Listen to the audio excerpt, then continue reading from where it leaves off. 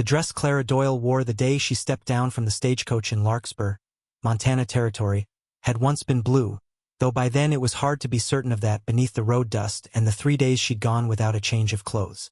Her trunk, the only one she had, holding the 2 decent skirts she still owned, her mother's portrait and the family Bible, had been left behind, a visibly uncomfortable clerk explained to her, at a station 120 miles back, and no one could say for certain when or whether it would ever turn up again. She had boarded that train in Lowell, Massachusetts, exactly 11 days earlier, with a letter in her pocket and very little else.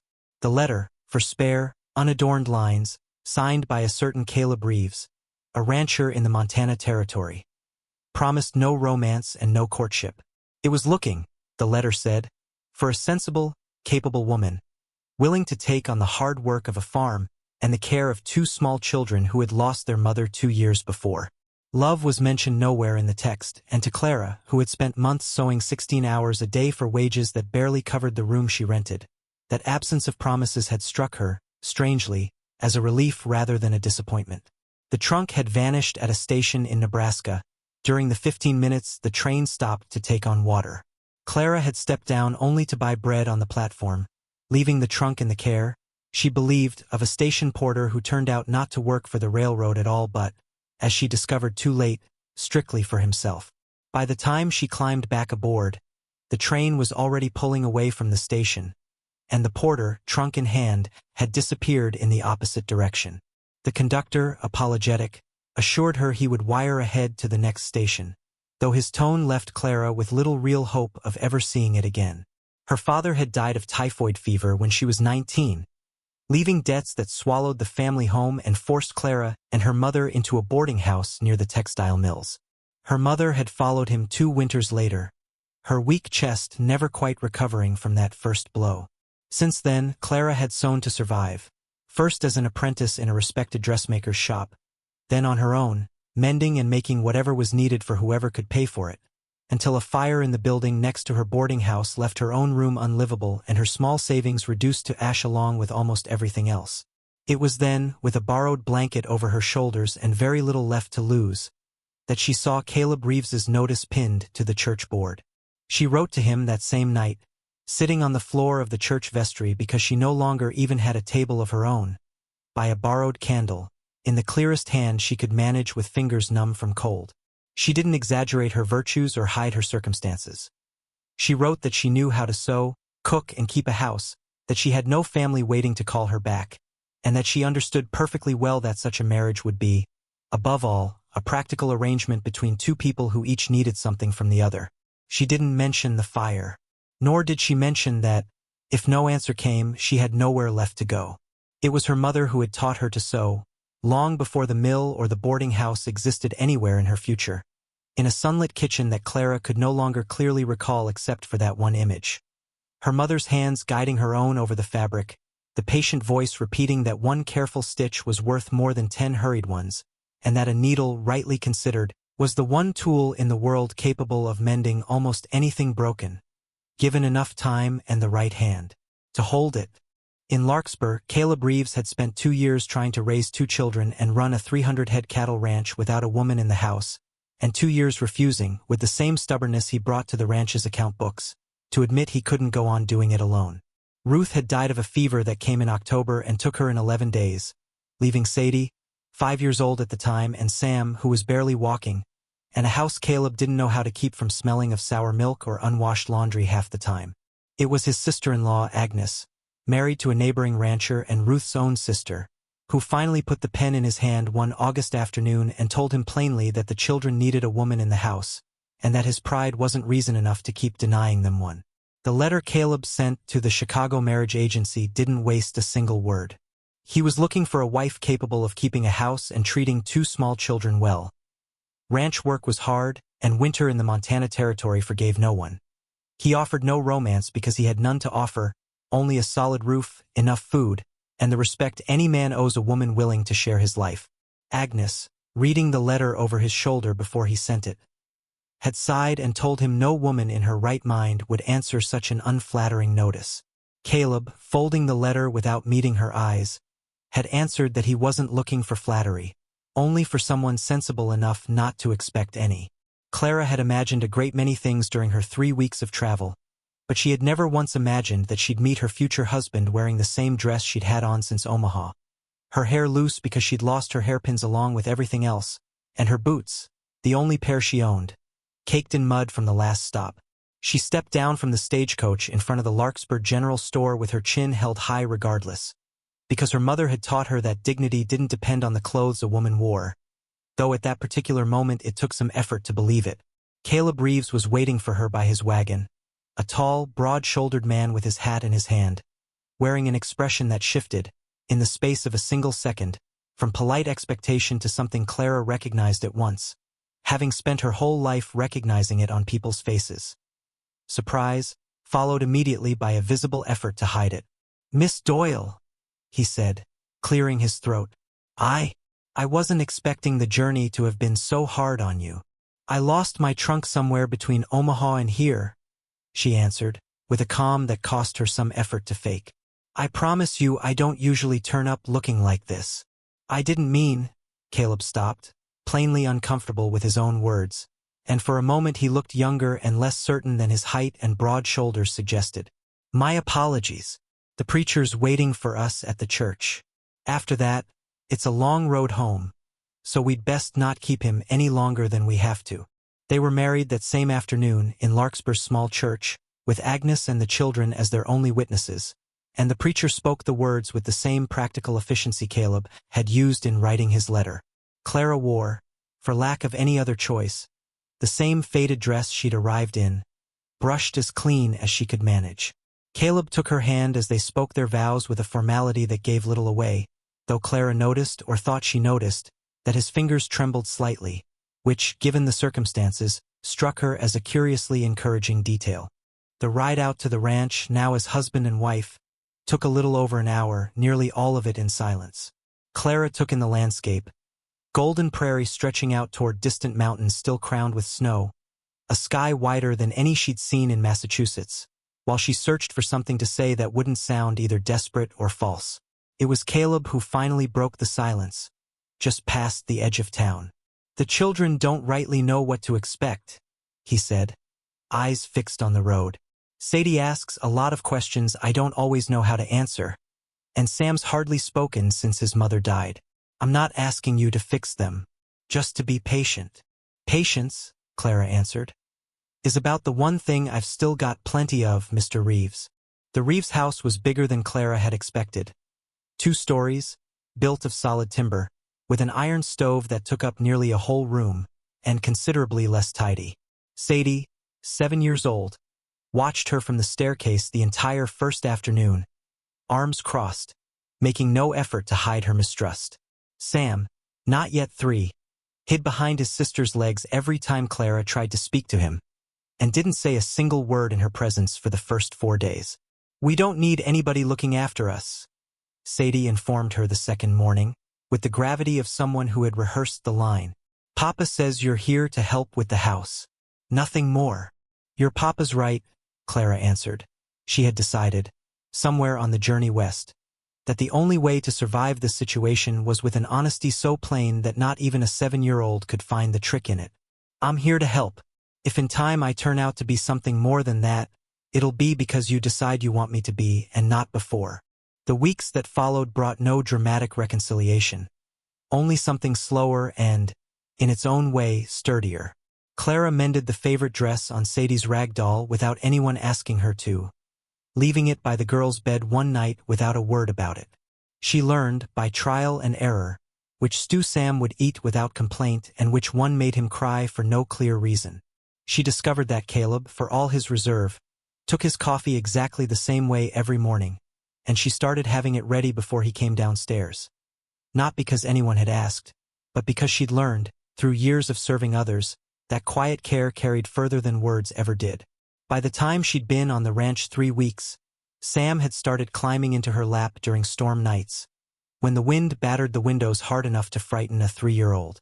By the 4th week, Sadie was asking her, with a shyness she tried to hide under a careless tone, to braid her hair the way her mother used to, though Clara had no way of knowing and never asked whether she did it the same way. One afternoon in late September, Sadie asked her, with that same shyness, to teach her to sew. Clara put a blunted needle in the girl's hand and taught her, just as her own mother had taught her years before in Lowell, that one careful stitch was worth more than 10 hurried ones. Sadie, clumsy at first and frustrated with herself, eventually sewed a lopsided little pouch for holding marbles, which she gave to Sam that same evening with a pride she made no effort at all to hide. It was the first time since Clara had arrived that she heard Sam laugh out loud. Agnes was the first person in Larkspur to treat Clara as something more than a curiosity or a burden. She arrived one late September afternoon with a bolt of blue cloth under her arm and a bluntness that reminded Clara, unexpectedly, of her own mother. "Caleb wasn't always this quiet," she said, sitting down at the kitchen table without waiting to be asked. Before any of this, he was one of the men who laughed loudest at any gathering in the county. He shut it all up inside when she died, and I, being his sister-in-law and not his mother, haven't known how to get it back out of him. She pushed the cloth toward Clara. "I figured you'd know better than I would what to do with this. Why are you helping me?" Clara asked, with the same caution she'd learned to receive any kindness with since her arrival. "You hardly know me. Because I saw Sam fall asleep in your lap last week, with nobody asking him to," Agnes answered simply. "And because I've spent 2 years watching those children grow up with a hole in their chest that no aunt, however good her intentions, can ever quite fill. You, on the other hand, seem to be doing it without even trying." In early October, one of the ranch hands, a boy named Pete who couldn't have been more than 17, cut a deep gash in his forearm on a length of barbed wire while mending a fence. They carried him into the house pail and with his sleeve soaked in blood, and Caleb, who didn't know how to do much more than press a rag to the wound and hope for the best, suddenly found himself firmly pushed aside by Clara, who was already boiling water and cutting clean strips from an old sheet before anyone thought to ask whether she knew what she was doing. "I nursed the lady I worked for in Lowell through the last 2 years of her life," she explained, not looking up as she cleaned the wound with a skill that surprised everyone in the room. "I learned more about wounds and fevers than I ever wanted to know. At least it's good for something now." She stitched the cut herself with the same steady hand she used for hemming a skirt, while Pete gritted his teeth and Caleb watched from the doorway with an expression Clara couldn't quite read at the time, though she'd later recognize in it something close to wonder. On the first Sunday of October, Clara properly met Larkspur, and Larkspur, in the person of Louisa Whitfield, decided at once what to make of her.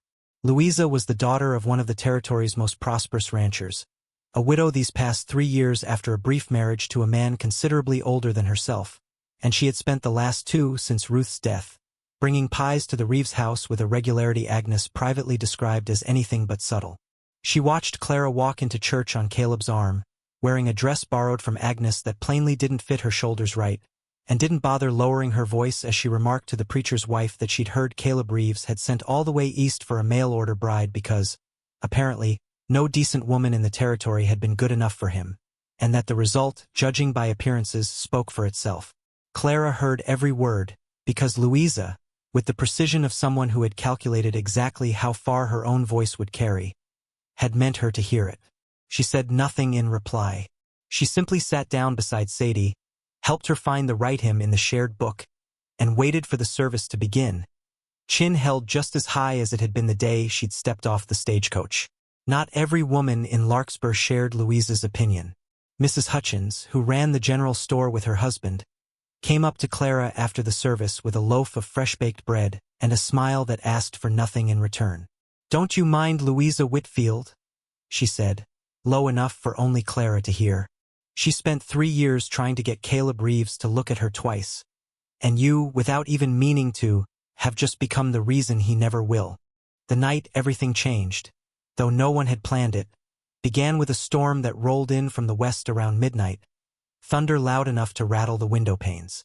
Clara, a light sleeper from years of tending to others, heard Sam crying before any other sound in the house, and made her way to his room to find him sitting up in bed, trembling, Sadie already beside him trying, without much success, to calm him with the clumsy seriousness of an older sister who believes everything is her responsibility. Clara sat down on the edge of the bed, took Sam into her arms and began to hum. No particular song, just a simple tune her own mother used to hum to her during the storms back in Lowell years and years before, until the trembling eased out of him and his breathing turned slow and heavy against her shoulder. It was then, in the dark, with the rain still drumming on the roof and her brother already asleep, that Sadie, wrapped in a blanket and showing a vulnerability she never let herself show by daylight, whispered the question she'd been holding on to for weeks. "Will you stay?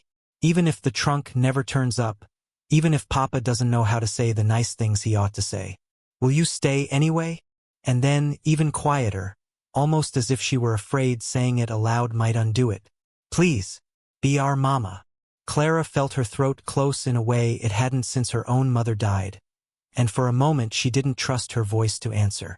When she finally spoke, she did it with her hand resting on Sadie's hair, and every bit of sincerity she had in her. "I'll stay," she said. "Not because no one's ever asked me before you did, but because I want to. That, I promise you." What Clara didn't learn until much later was that Caleb, who had come upstairs to make sure the storm hadn't frightened the children, had stopped short in the hallway at the sound of Sadie's voice through the half-open door, and hadn't gone in. He stood there in the dark of the corridor, listening to every word, then went back down to the kitchen without either of them noticing, something stirring in his chest that he hadn't felt, not that clearly, since before Ruth had ever fallen ill.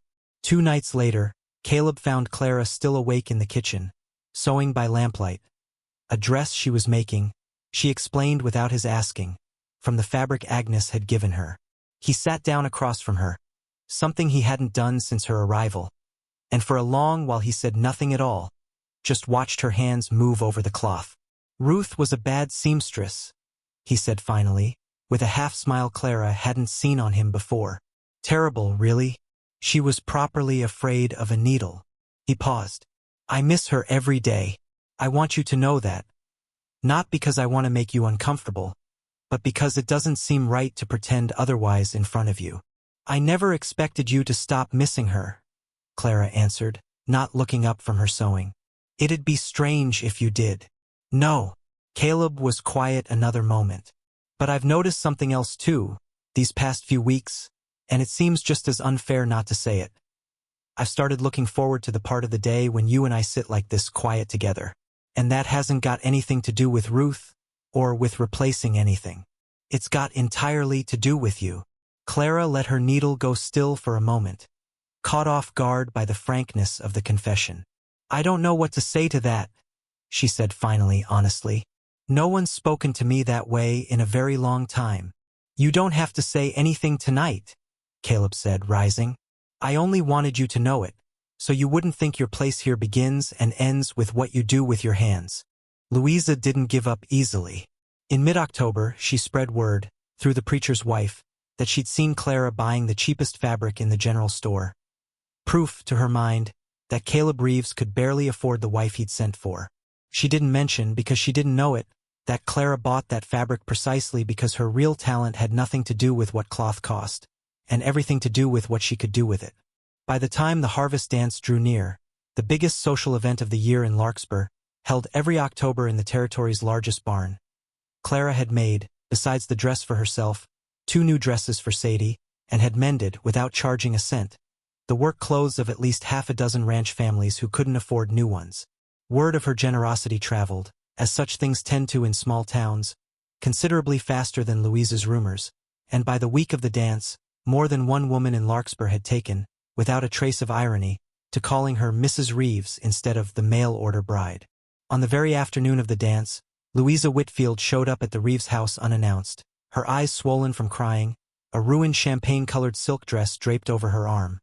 A dressmaker in the city had mailed it to her that same morning with an entire seam of the bodice torn open, with no time left to send it back or find any other fix before 7 o'clock. She had gone, plainly against her own pride, to the 3 households in the territory she knew might have needle and thread enough to save it, and all 3, she admitted, her voice breaking, had sent her to the one person in Larkspur whose skill with a needle no one, not even Louisa herself, could seriously dispute any longer. Clara could have shut the door. It would have been, given the circumstances, more than understandable. Instead, she brought Louisa into the kitchen, laid the dress out on the table, and got to work without saying a single word about pies, or lost trunks, or mail-order brides. "I don't understand why you're helping me," Louisa said finally, watching Clara's hands move with a precision not even the finest tailor in Boston could have matched.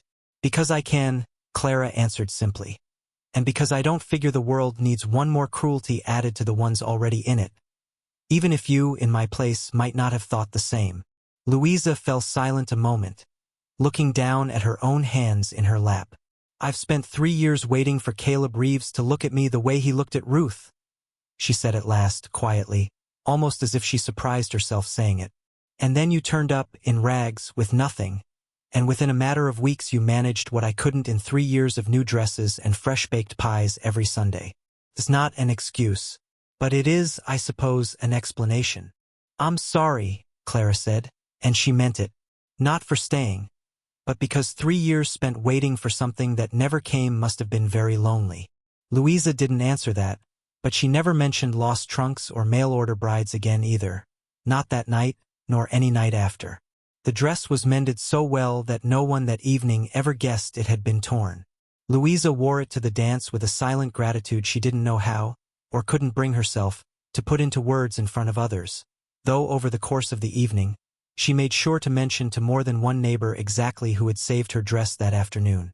The Caldwell's barn, where the dance was held every year, smelled of fresh hay and candle wax, and by 7 that evening it was already full with nearly every family in the county. A fiddler and a guitarist set up on hay bales as a makeshift stage. Clara walked in on Caleb's arm with a calm that, 2 months earlier, would have seemed completely unimaginable to her. Clara danced that night, her first dance in Larkspur, in a blue dress she'd made herself from the plainest fabric the general store carried, though on her it didn't look plain at all. First with Sadie, who insisted on being taught the steps, and then, once the music slowed, with Caleb, who asked her to dance with a formality that fooled no one about what he actually felt. "I don't think of you anymore as the woman who arrived in rags that first day," he told her quietly, as they turned slowly beneath the barn's oil lamps. "I think of the woman who took those rags and this ranch and my children and turned them into something I barely recognize. That's how much it's changed. I don't know how to say this without it sounding clumsy, so I'll just say it. I love you, Clara. Not as someone who solved a practical problem, but as the woman I want to spend the rest of my life with." Clara stopped dancing for a moment, right there in the middle of the barn, with the music and the voices of all Larkspur around them. "Then you'd better stop being so formal with me," she said, and for the first time since her arrival, she smiled at him without any reserve at all. "Because I intend to stay a good long while." Caleb laughed then. A short, genuine laugh Clara had never heard from him until that night, and drew her a little closer as the music went on. "I love you, Clara Doyle," he repeated, speaking to her plainly now, with no formality left between them. "I wanted you to hear it said the way it's meant to be said. And I love you, Caleb Reeves," she answered. "Even though it's taken me nearly 3 months to admit it, even to myself." Agnes, watching it all from the far end of the barn with a glass of cider in her hand, didn't say a word when Caleb and Clara took to dancing together a second time that night, but she did allow herself, for the first time in 2 years, a smile that carried no sadness behind it. That night, Sadie slept, for the first time since Ruth's death, without needing anyone to sit beside her bed until sleep finally took her. Sam, who by then already called Clara Mama, with the complete ease of a 3-year-old who couldn't remember ever having to learn the word, fell asleep in Caleb's lap while he watched from the porch as Clara finally hung her own mother's portrait on the parlor wall, beside Ruth's, where the two women, Caleb thought, though he never said it aloud, seemed somehow to agree on something. They spent Christmas at the ranch house, with Agnes and her family as their only guests. A roast goose Clara prepared from instructions Agnes had written out from memory, and a modest tree decorated with ribbons cut from leftover fabric from the dresses Clara had sewn that autumn. It was the first Christmas, Agnes remarked quietly while they washed the dishes, that she'd heard Caleb laugh since Ruth had died. That Christmas, Sadie sewed a crooked but perfectly recognizable handkerchief all on her own to give to Clara, and handed it over with a note written in her own childish hand that said, simply, "Merry Christmas, Mama." Words no one had suggested to her. The lost trunk finally turned up in November, sent from a station in Nebraska with a formal apology from the railroad and 3 months late. Clara opened it in the kitchen, in front of the whole family, and found inside exactly what she remembered. 2 skirts already out of fashion, a faded portrait, a family Bible with worn corners. None of it, she thought, looking around the table at Caleb, at Sadie, at Sam, came anywhere close to being the most valuable thing that had arrived in Larkspur that year. The end.